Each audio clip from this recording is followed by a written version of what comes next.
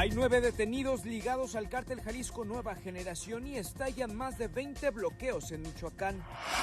Tras operativo federal y bloqueos en dicho estado, Jalisco blinda sus municipios colindantes. Liberan a exdirector del DIF Jalisco señalado en 2 casos de presunta agresión sexual. Suspenden e investigan al juez que ordenó su salida. Muere madre a manos de su pareja mientras su hijo, gravemente herido, pedía auxilio en la colonia Puente Viejo en Tonalá.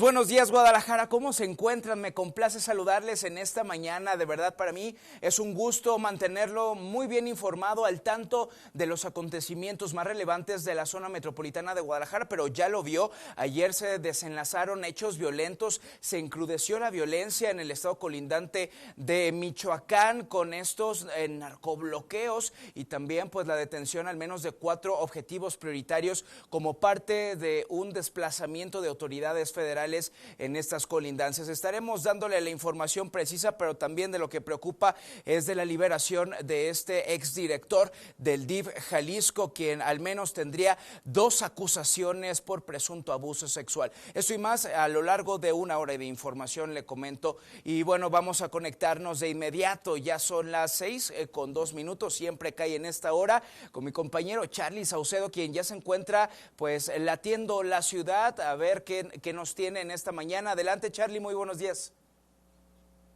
Eric, muy buenos días, muy buen día al público de Imagen Televisión Guadalajara. Efectivamente, ya andamos en las calles desde tempranito y bueno, ¿qué es lo que nos encontramos aquí en la colonia Santa Lucía? Esta es la calle Revolución en su cruce con Benito Juárez y una queja, una denuncia ciudadana que tenemos muy sentida por parte de moradores de estas cuadras. ¿Qué es lo que tenemos aquí? Una fuga. Podemos observar, esto que se observa aquí es agua sucia, estimado Eric. Y los registros, pues prácticamente lo que está sucediendo aquí es que están colapsados. ¿Qué es lo que se pide? Mira, este es el primer registro y corre por al menos 2 cuadras. El olor, pues ya te imaginarás. Acá de este otro lado tenemos otro registro que también está emanando, supurando agua sucia, Eric, que corre por toda esta calle y también, si pueden observar, por la banqueta. Te digo, al menos son 2 cuadras las que se ven afectadas por estos fuertes olores que de verdad están aquí, pues muy, muy, muy feos, huele bastante mal.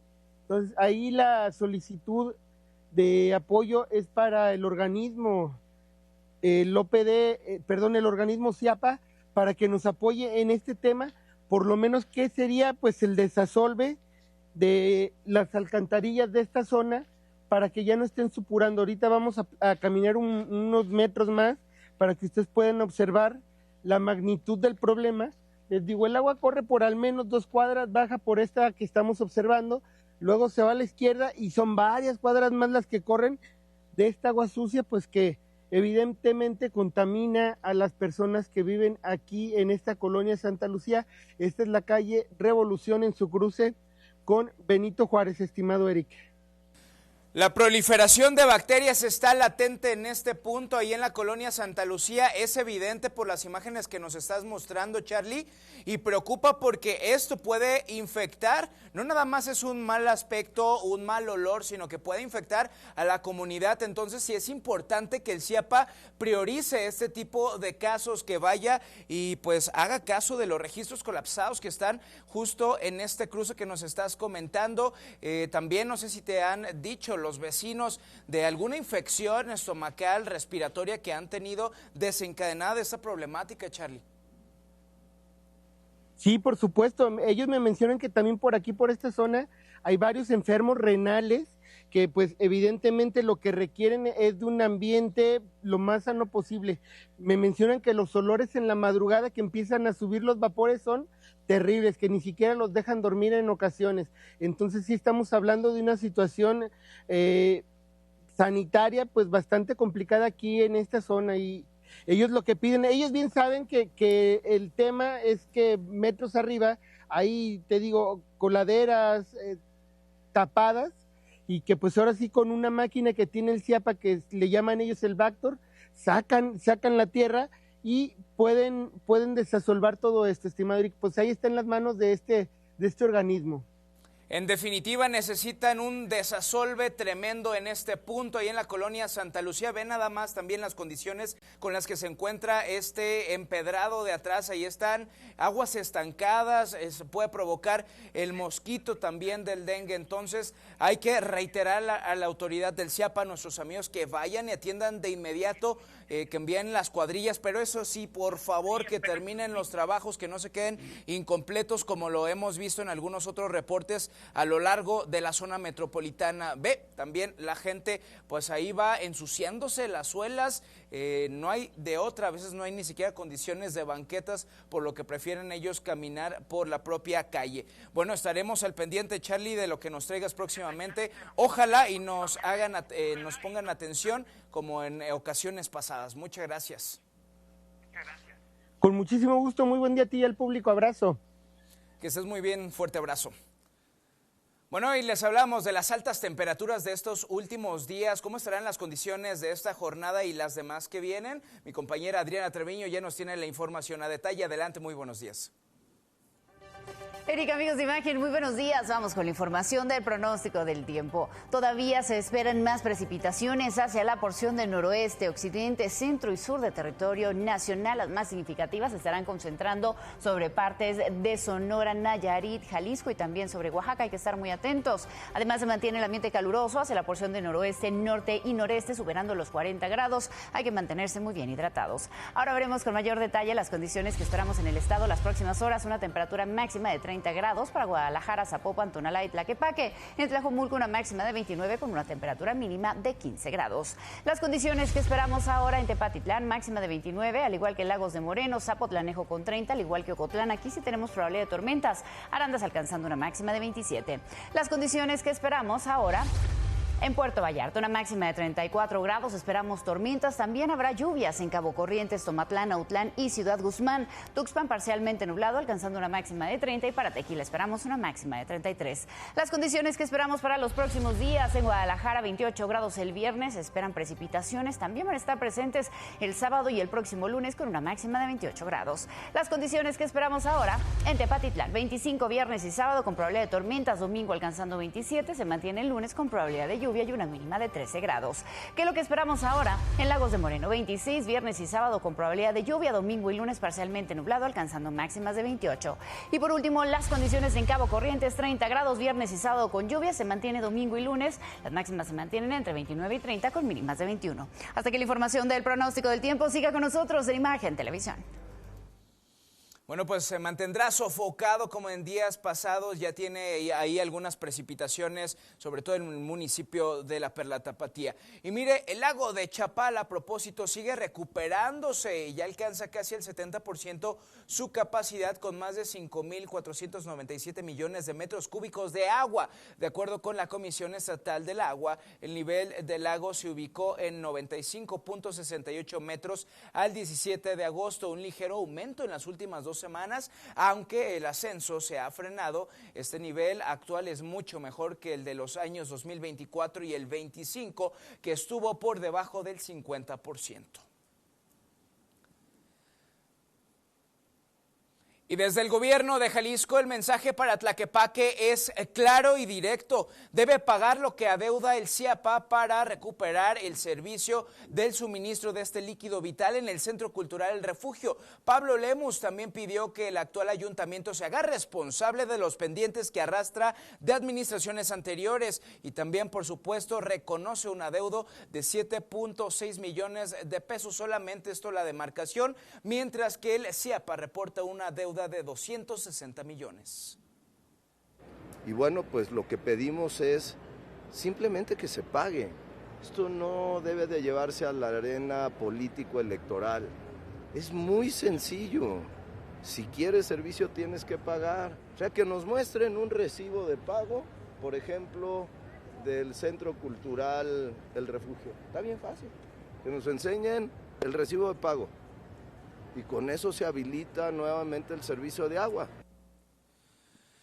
Y mire, la regidora de Morena en Guadalajara, Mariana Fernández Ramírez, exige transparentar el convenio con el CIAPA que permitió el municipio reducir en 90% lo que debía al organismo. Queremos conocer el detalle, cuáles fueron los términos y qué obligaciones o compromisos contrajo la alcaldía para recibir ese superdescuento de más de 800 millones de pesos.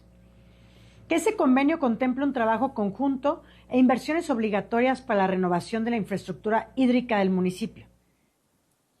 Lamentablemente, a la falta de infraestructura del CIAPA se siguen sumando deterioros en las calles de la zona metropolitana. Apareció un socavón ahora en la colonia americana. Las lluvias del presente temporal continúan dejando estragos en la zona metropolitana. En la colonia americana de Guadalajara, un enorme socavón apareció sobre la calle Miguel Blanco entre Rayón y Penitenciaría. El agujero se encuentra prácticamente a mitad de la calle. Vecinos colocaron llantas, objetos y cinta preventiva en la esquina para cerrar el paso. Sin embargo, estas advertencias son retiradas continuamente por el frecuente paso de los vehículos. Vecinos señalan que el agujero apareció de manera repentina, prácticamente de la noche a la mañana. Explican que esta calle es propensa a presentar este tipo de desperfectos debido al paso constante de vehículos y camiones de carga pesada. Pero el problema podría ser mayor de lo que se aprecia en la superficie. Dentro del socavón existe una importante fuga de agua limpia que continúa fluyendo hacia las cavidades interiores por debajo de la carpeta asfáltica. La abertura en su superficie mide aproximadamente 1,5 metros, pero por debajo del terreno presenta un socavamiento de hasta 5 metros de extensión y cerca de 2 metros de profundidad. La situación también complica el ingreso y salida de las cocheras, mientras los automovilistas deben esquivar el agujero y realizar maniobras en una vialidad estrecha. No, pues nada más que vengan a repararlo lo antes posible porque es un riesgo, se está deslavando cada vez más y no dudo que se haga más grande el socavón o genere un accidente por alguien que pase por ahí. ¿No ha ocasionado hasta el momento algún accidente? Gracias a Dios todo bien, pero pues sí hay un riesgo latente. Los vecinos esperan una pronta intervención para detener la fuga y reparar el desperfecto antes de que el socavón aumente de tamaño, informó para Imagen Alberto Mariscal.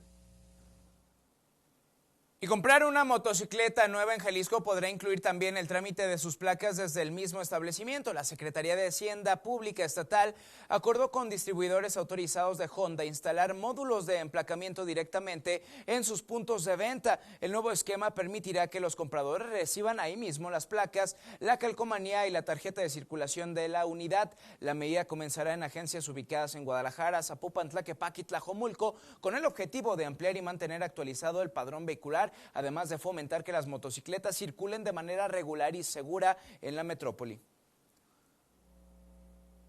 Y la industria avícola de Jalisco advierte que el pollo brasileño está ganando terreno en el mercado mexicano y pone presión sobre los productores locales. Señalan que durante 2025 las importaciones le representaron pérdidas por 27,000 millones de pesos y temen que esa situación termine impactando también en empleo de las granjas. Desde la Secretaría de Agricultura y Desarrollo Rural de Jalisco, productores pidieron frenar el ingreso de carne proveniente de Brasil y establecer un diálogo con las autoridades federales para proteger la producción nacional. 190 y tantas mil toneladas en el 2025 y hoy con los números que están en el 2026 van a ser más de las 200,000 toneladas. Y ahí es donde decimos, no puede competir la producción nacional contra un país proteccionista y segundo, muchos apoyos que dan. Estamos de regreso, qué gusto que continúe con nosotros y se está sintonizando apenas a través de la señal del 3.1, sea bienvenido.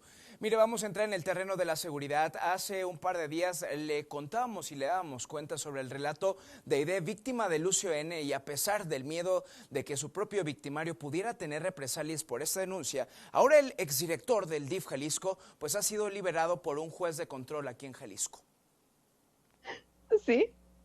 Pero eso no se puede hacer, eso no se hace, porque él ya tenía prisión preventiva oficiosa por 6 meses, eso no se mueve.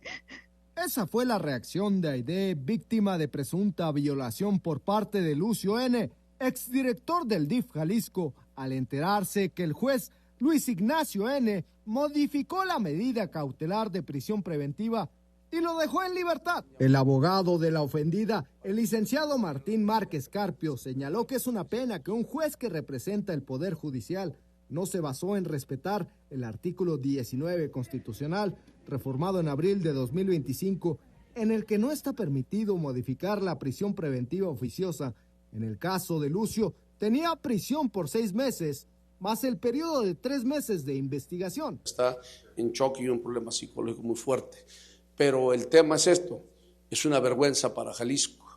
Es una vergüenza que un juez viole la Constitución. Por su parte, la activista Blanca Paredes, quien ha estado acompañando a la víctima, señaló que hasta el momento Aide no tiene ninguna medida de protección como prometió el gobernador Pablo Lemus. Con todo respeto al gobernador, creo que no lo tienen informado porque pues mientras él prometió medidas de protección, Aide sigue sin medidas de protección, mientras él dijo que todo el peso de la ley y que efectivamente iba a seguir preso, pues este juez corrupto lo suelta. El Consejo de la Judicatura del Poder Judicial del Estado de Jalisco emitió un comunicado señalando que el juez segundo de control en Ciudad Guzmán, Luis Ignacio N., fue suspendido de sus funciones por posibles irregularidades en su actuación, por lo que se abrió un procedimiento de investigación. Para Imagen, Ernesto Gómez Camacho. Y tales discrepancias nacieron a través o se dieron a informar a través del secretario general de Gobierno, Salvador Zamora, a través de redes sociales, que dio a conocer esta noticia de tristeza y de risa, la verdad.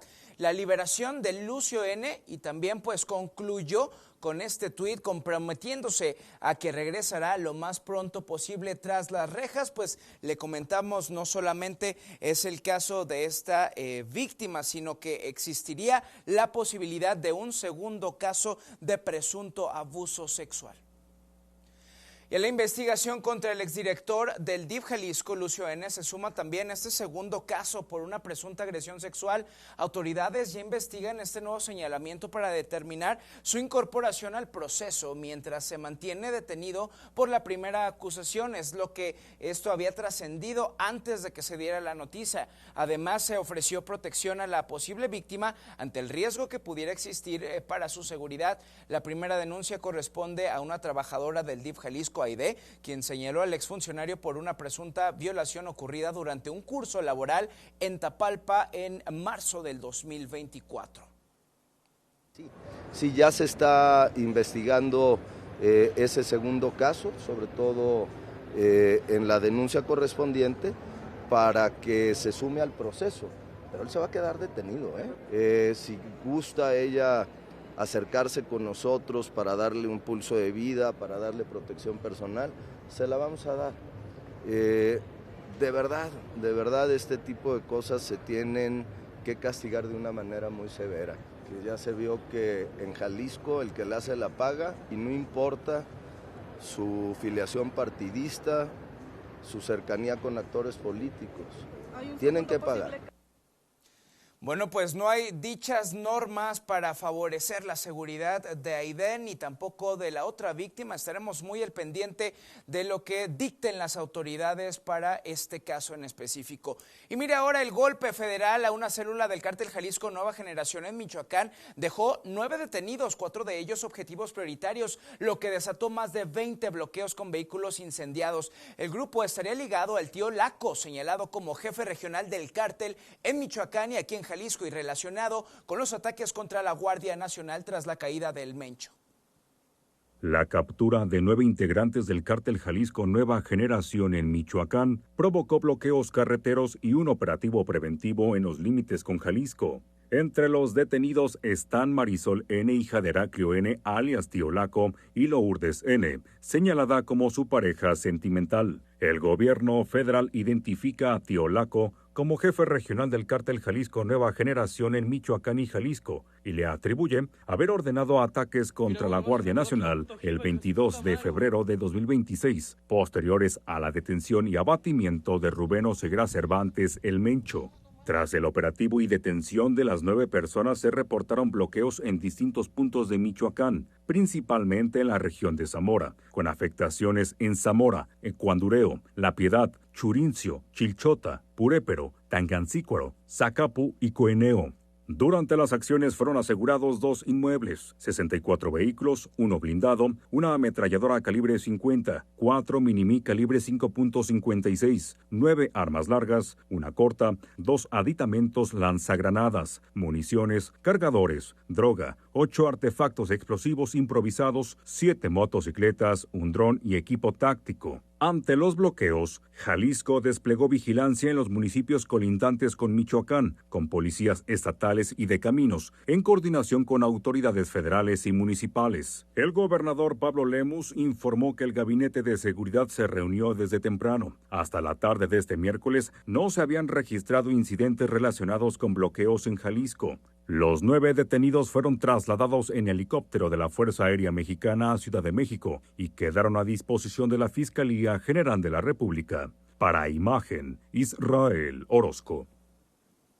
Y bueno, después de este operativo federal que dejó detenidos y objetivos prioritarios en Michoacán, ¿cuáles son los municipios colindantes donde se reforzó la seguridad? Aquí le tengo la información. Tras los bloqueos registrados en Michoacán, luego del operativo realizado por autoridades federales, Jalisco reforzó la vigilancia en los límites con Michoacán para evitar que la violencia cruzara la frontera. El gobernador de Jalisco, Pablo Lemus, confirmó el despliegue de un operativo antibloqueos en los principales puntos de conexión con Michoacán. De inmediato hablé con el secretario de Seguridad para montar un operativo antibloqueos en todos los límites, principalmente, digamos, en la zona de Jilotlán, en la zona de La Barca, en la zona de Jamay. Y bueno, pues afortunadamente estos operativos, recuerden ustedes que hicimos simulacros de este tipo que después algunos criticaban, pero pues sí sirven, tan que sirven que no tuvimos absolutamente ninguna incidencia en Jalisco. Además, se reforzó la seguridad en la zona de la Sierra del Tigre en municipios como Mazamitla debido a su cercanía con Michoacán y se descartó la activación de Código Rojo. Nunca se activó el Código Rojo, también lo quiero dejar muy claro. Sin embargo, sí un sistema de alertamiento a las fuerzas estatales y a las fuerzas municipales que estaban, pues digamos, en riesgo por su cercanía con el estado de Michoacán. Afortunadamente en Jalisco no tenemos absolutamente ningún evento que lamentar, todo tranquilo, todo bien en Jalisco. El mandatario confirmó que no hubo suspensión de clases en ningún municipio de Jalisco y que la coordinación con los 3 órdenes de gobierno continuará. Con imágenes de Jesús Recio, para Imagen, Nayeli Medina.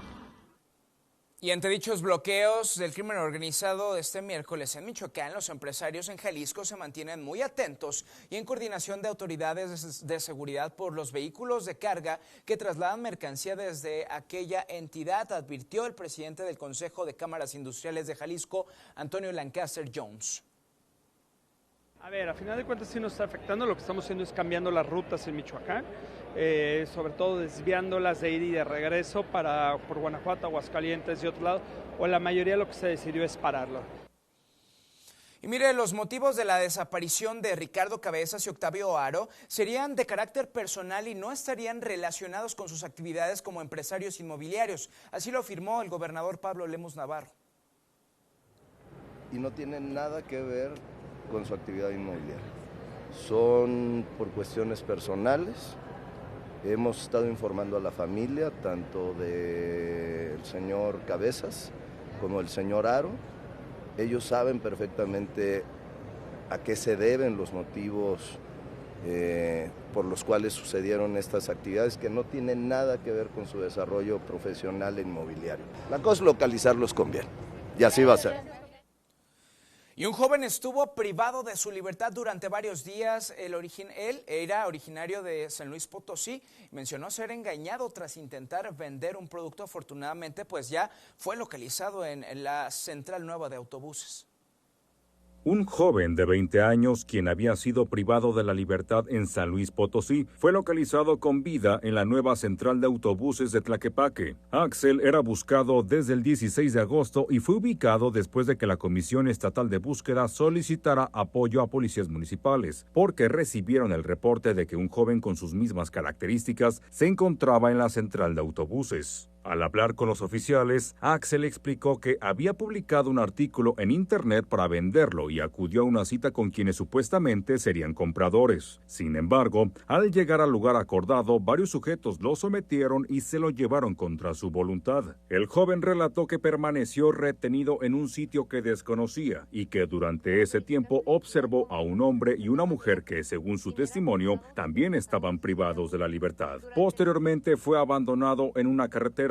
Desde ahí consiguió abordar un transporte público y llegar hasta la nueva central, donde pidió ayuda para comunicarse con una amiga, quien avisó a sus familiares. Autoridades de San Luis Potosí confirmaron que la ficha de búsqueda continuaba vigente. Axel fue encontrado en aparente buen estado de salud y sin lesiones visibles, por lo que fue entregado a sus familiares para continuar con el procedimiento correspondiente. Para Imagen, Israel Orozco.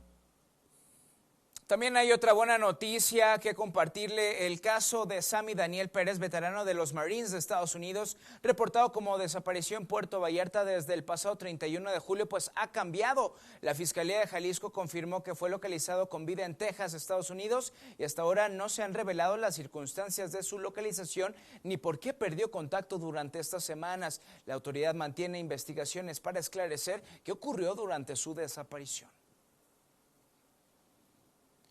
Y un niño de 9 años salió de su casa pidiendo ayuda con eso y puso al descubierto una agresión que ya había ocurrido puertas adentro. Su madre fue asesinada y él quedó gravemente herido. Todo ocurrió en Puente Viejo, en Tonalá.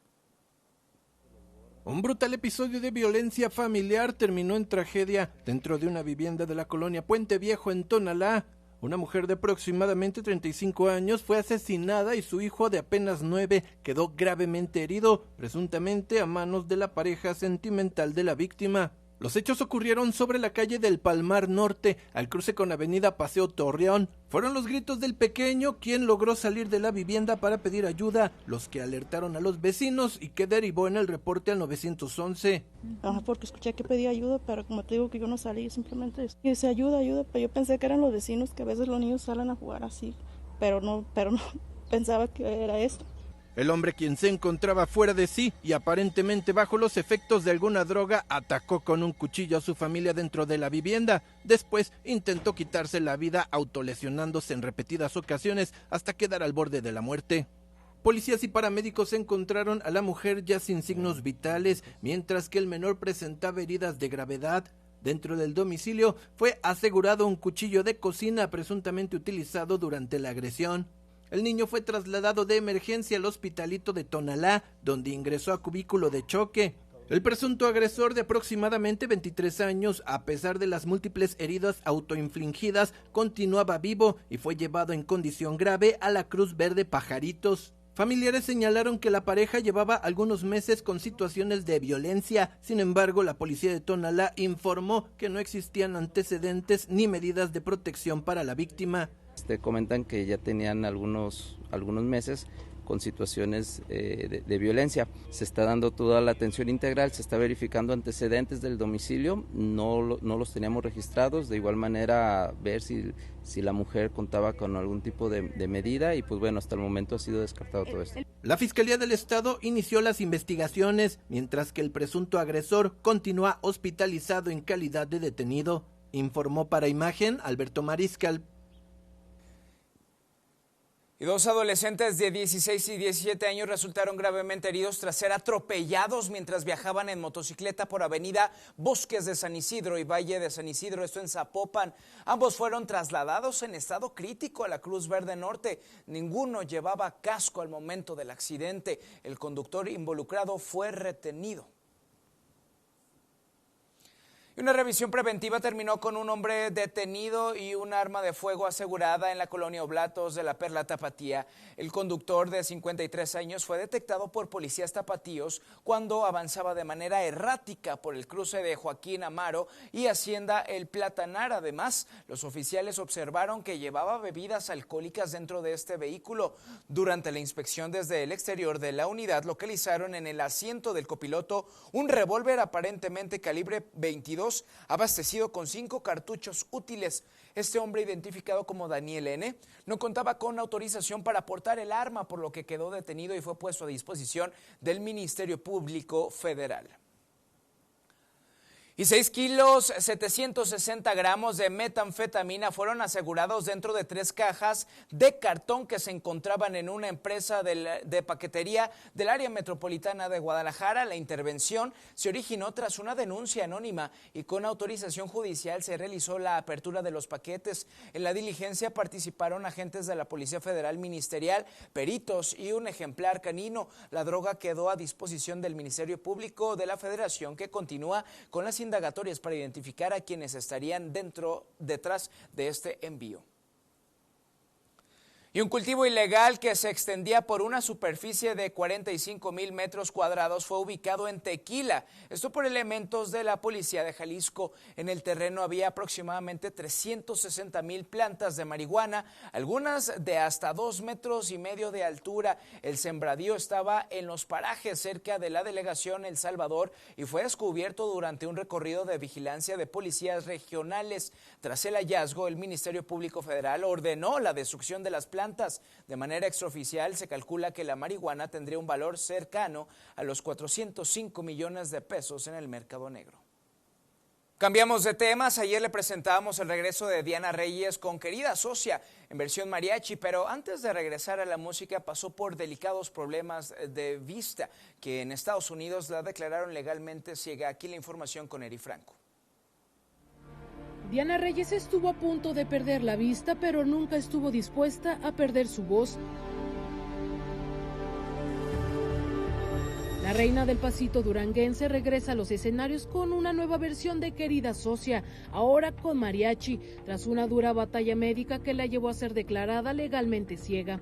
Además, después de 26 años, vuelve a promocionar su música con esta nueva etapa artística. Su problema de visión viene desde que era niña, probó lentes, cirugía láser y distintos tratamientos, pero nada logró detener el avance de la enfermedad. Y finalmente en Estados Unidos me declaran legalmente ciega.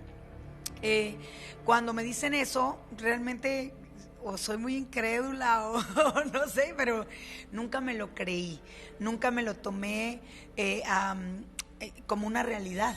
Con el tiempo, los médicos confirmaron el diagnóstico, queratocono, una enfermedad que afecta a la córnea y que llegó a plantear incluso la posibilidad de un trasplante. Me dan un diagnóstico que no me gusta porque dicen que tengo que hacerme trasplante de córnea y dije, ay, son bien exagerados. Dije, claro que no.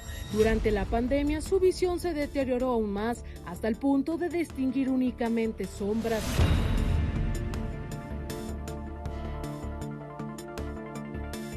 El doctor está impresionado y me dice, mujer, o sea, ¿cómo has vivido este tiempo?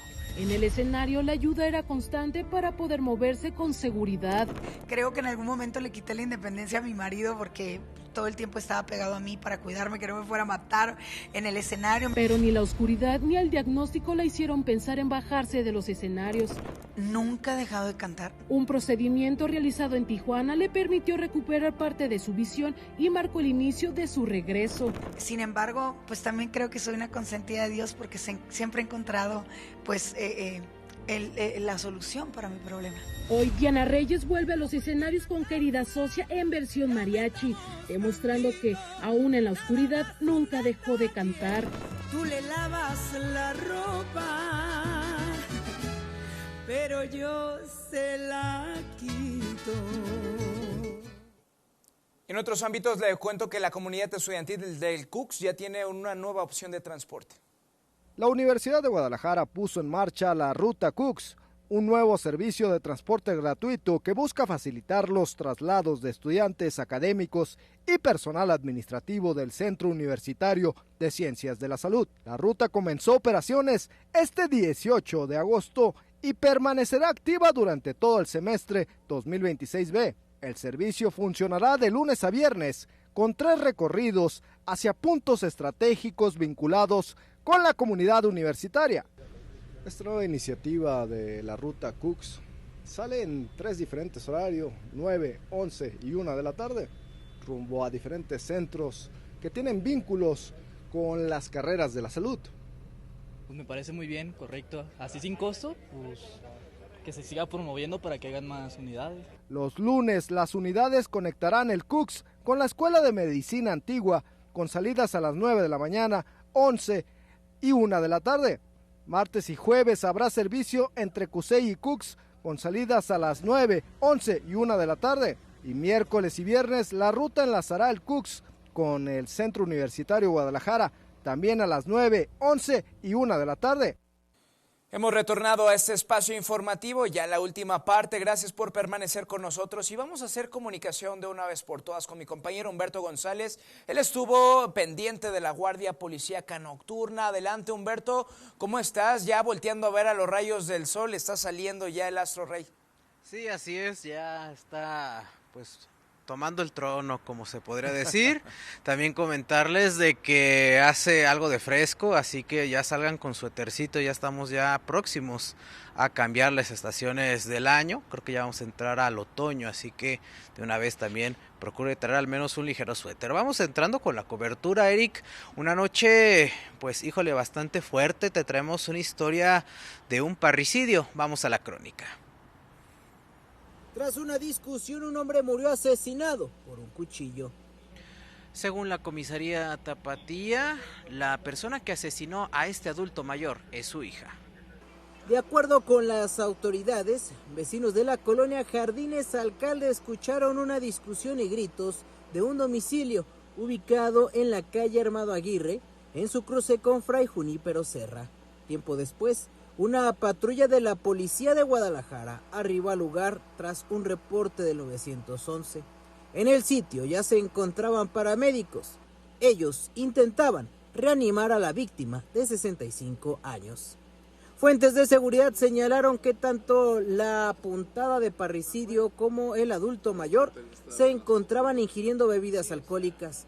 Ambos recordaron conflictos familiares y eso desencadenó la agresión. Cuando llegaron los socorristas, el cuerpo se encontraba semidesnudo y mojado. La mujer sospechosa se puso a la defensiva al arribo de los oficiales. Entonces se está asegurando a un familiar, siendo una femenina de aproximadamente 30 años, la que al parecer le causó las lesiones. De este hecho se le está dando vista a la gente del Ministerio Público para que determine las causas de la muerte y determine la situación legal de la femenina. El cadáver ya se encuentra en la morgue metropolitana. La fiscalía ya investiga. En la cámara, Roberto Vázquez. Para Imagen, Humberto González. Y bueno, de ahí nos tocó visitar la colonia del Fresno, donde esto fue lo que hallamos. A un coche lo acribillaron a disparos en un intento de asalto. El vehículo fue hallado en la colonia del Fresno de Guadalajara. De acuerdo con la policía de Guadalajara, el automóvil blanco recibió aproximadamente 6 impactos de bala. Antes de la medianoche del miércoles, el afectado se encontraba en las inmediaciones de la colonia Lomas de Polanco. Ahí lo atacaron a disparos, sujetos a bordo de una motocicleta. El automovilista pudo escapar al Fresno. A los minutos, los oficiales arribaron al cruce de las calles Fresno y Durazno, tras un reporte del 911. Al ser entrevistada, la víctima cayó en contradicciones. Una versión señala que visitó el cruce de Isla Raza y Longinos Cadena para vender joyería. En otra declaración aseguró que se reuniría con personas que querían comprarle su vehículo. Se avistaron balazos en el cristal del conductor, la parte frontal y la cajuela. Al final, los oficiales resguardaron un amplio perímetro de la zona próxima al mercado Adrián Puga para las investigaciones correspondientes. En la cámara, Roberto Vázquez. Para Imagen, Humberto González.